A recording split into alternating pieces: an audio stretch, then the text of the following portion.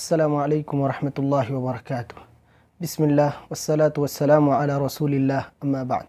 नाज़रीन किराम, आप सबका इस्तक़बाल है हमारे यूट्यूब चैनल पयाम मोहम्मदी में। हमारी आज की नशिस्त का उन्वान है उम्रा अदा करने की फ़जीलत।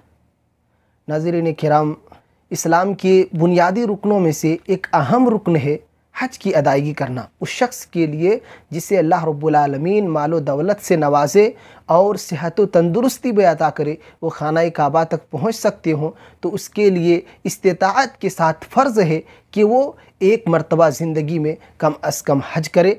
ये इस्लाम की बुनियादी रुकनों में से एक रुकन है। लेकिन कुछ लोग ऐसे भी हैं जिनके पास हज की इस्तिताअत नहीं है, तो वो उनके पास उसका बदल मौजूद है कि कम से कम वो उम्रा अदा करने की कोशिश करे। उम्रा की भी अहादीस के अंदर कई एक फ़जीलतें हैं और रमज़ान में उम्रा की अदायगी हज के बराबर सवाब रखता है। इसलिए कम अज़ कम जिनके पास कम पैसे हों वो भी खाना काबा की ज़ियारत करे और उम्रे का जो सवाब है वो हासिल करने की कोशिश करे। उम्रे का क्या सवाब है, उसकी क्या फ़जीलत है, आइए दो हदीसें हम आपके सामने पेश करते हैं। अल्लाह के नबी सल्लल्लाहु अलैहि वसल्लम ने इरशाद फरमाया, अल उम्रतु इलल उम्रा कफ़ारतुन लिमा बैनहुमा वल हज्जुल मबरूर लैसा लहू जज़ाउन इल्लल जन्नह, कि एक उम्रा दूसरे उम्रा तक के गुनाहों का कफ़ारा है। यानी अगर आपने ज़िंदगी में एक मरतबा उम्रा किया है तो दोबारा ज़िंदगी में आपने जब तक उम्रा नहीं किया है उस दौरान आपकी जितनी छोटी छोटी गलतियाँ आपसे सरज़द हो जाएँ, अल्लाह ताला आपके उम्रे की बरकत से उन गलतियों को माफ़ कर देगा। फिर दोबारा उम्रे की भी यही फ़जीलत है कि जब तक आइंदा उम्रा आप नहीं करेंगे तब तक के सारे छोटे छोटे गुनाह अल्लाह रब्बुल आलमीन इस इबादत की बरकत की वजह से माफ़ कर देंगे। और हज के बारे में अल्लाह के नबी सल्लल्लाहु अलैहि वसल्लम ने कहा कि हज मबरूर, हज मकबूल, जिसको सुन्नत के मुताबिक अदा किया गया हो और गुनाह और गलती और फहश कामों से और लग़्व कामों से बच कर के हज किया गया हो, तो उसका बदला सिर्फ़ और सिर्फ जन्नत है। तो इस हदीस में अल्लाह के नबी सल्लल्लाहु अलैहि वसल्लम ने उम्रा की ये फ़जीलत बयान की है कि जो शख्स उम्रा अदा करता है उसके छोटे छोटे सारे गुनाह माफ़ कर दिए जाते हैं, यहाँ तक कि वो दूसरा उम्रा अदा कर ले तो इस दौरान जितनी भी उससे गलतियाँ छोटी छोटी सरज़द होती है अल्लाह रब्बुल आलमीन उसे माफ़ कर देता है। एक दूसरी हदीस के अंदर अल्लाह के नबी सल्लल्लाहु अलैहि वसल्लम ने यह बयान फरमाया है कि उम्रा फ़क़्र व मुहताजगी को दूर करता है। अक्सर लोग यही बहाना लगाते हैं कि पैसे नहीं है, माल नहीं है, भुखमरी है, मुहताजगी है, या मुख्तलिफ़ किस्म के बहाने लगा करके कि हमारा पैसा ख़त्म हो जाएगा, अगर उम्रा अदा करने जाएंगे तो अच्छा खासा पैसा लग जाएगा। तो ये बहाने बना करके वो इस इबादत से दूर भागने की कोशिश करते हैं और इस इबादत से दामन छुड़ाने की कोशिश करते हैं। मेरे भाइयों, डरने की ज़रूरत नहीं है, इससे आप मोहताज होंगे नहीं बल्कि आपकी ज़िंदगी से मोहताजगी, फ़कीरी, कल्लाशी और बेकसी का जो आलम था वो अल्लाह रब्बुल आलमीन इस इबादत की बरकत से दूर फरमा देगा। अल्लाह के नबी सल्लल्लाहु अलैहि वसल्लम ने इरशाद फरमाया, ताबिउ बैनल हज्ज वल उम्रा फ़इन्नहुमा यनफ़ियानिल फ़क़्र वद्दुनूब कमा यनफ़िल क़ीरु ख़बसल हदीद, कि हज व उम्रा में मुताबिअत करो।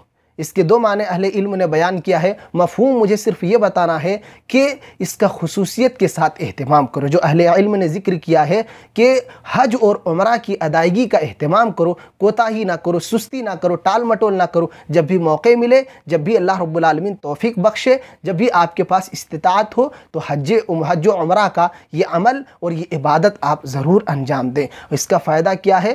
फ़इन्नहुमा यनफ़ियानिल फ़क़्र, सबसे अहम और एक बड़ा फ़ायदा ये है कि फ़क़्र व मुहताजगी को अल्लाह रब्बुल आलमीन इस इबादत की वजह से दूर कर देगा। आपने देखा जिस मुहताजगी की वजह से, फ़कीरी की वजह से, तंगदस्ती की वजह से आपने इस इबादत को छोड़ दिया था। इसलिए हम उन भाइयों से भी गुजारिश करेंगे जो थोड़ा माली एतबार से कमज़ोर हैं, जिनके पास मुहताजगी है, बेकसी है, परेशानी है, कि वो भी अगर अल्लाह तौफ़ीक बख्शे तो अल्लाह के घर की, इस मुबारक घर की ज़ियारत की ज़रूर कोशिश करे। हज नहीं कर सकते हो तो उम्रा की अदायगी ज़रूर करे, हो सकता है। और यकीनन अल्लाह रब्बुल आलमीन के प्यारे हबीब सल्लल्लाहु अलैहि वसल्लम ने जब ये बयान फरमाया है कि इससे मुहताजगी दूर होती है, फ़कीरी ख़त्म होती है, तो आपकी ज़िंदगी से अगर फ़कीरी और मुहताजगी दूर नहीं होती तो जहाँ कई एक नीयतें और इरादे आप लेकर के आए हों, जज्बात लेकर के आए हों, ख्वाहिशें और तमन्नाएँ हों, एक आरज़ू आप ये भी करें कि अल्लाह रब्बुल आलमीन हलाल ज़रिए से इस इबादत की बरकत से हमारी ज़िंदगी की मोहताजगी को दूर फरमाएगा। इसलिए इस इबादत में आप पहल करने की कोशिश करें।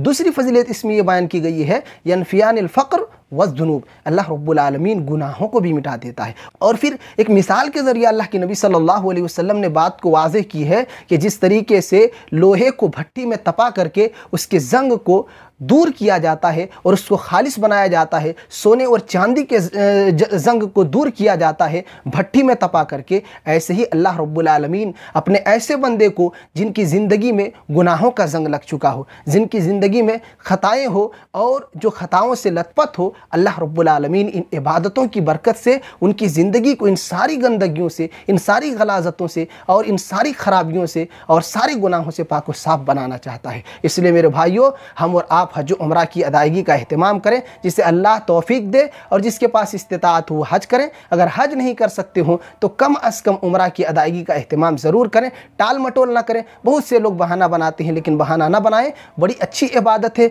बेहतरीन इबादत है, मुबारक घर की ज़ियारत है, बड़ी फजीलत है। इसको पाने की हम और आप कोशिश करें और सुन्नत के मुताबिक अमल करने की कोशिश करें। इसमें अल्लाह रब्बुल आलमीन से दुआ है कि अल्लाह ताला तो हम तमाम लोगों को दीगर इबादतों के साथ साथ इन दो इबादतों का भी खुसूसियत के साथ एहतमाम करने की तौफीक इनायत फरमा। आमीन। व सल्लल्लाहु अला नबिय्यिना मुहम्मद व अला आलिहि व अस्हाबिहि अजमाइन।